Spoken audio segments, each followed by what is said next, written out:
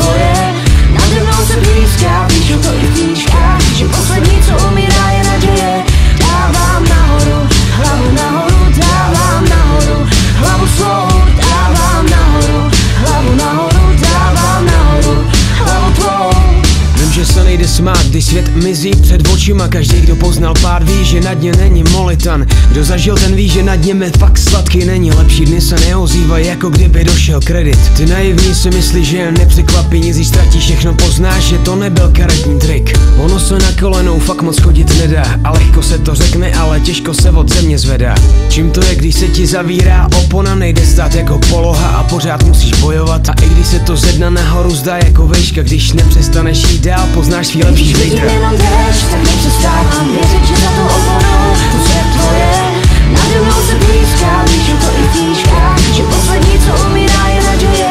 Dávám nahoru, hlavu nahoru, dávám nahoru, hlavu svou, dávám nahoru, hlavu nahoru, dávám nahoru, hlavu tvou.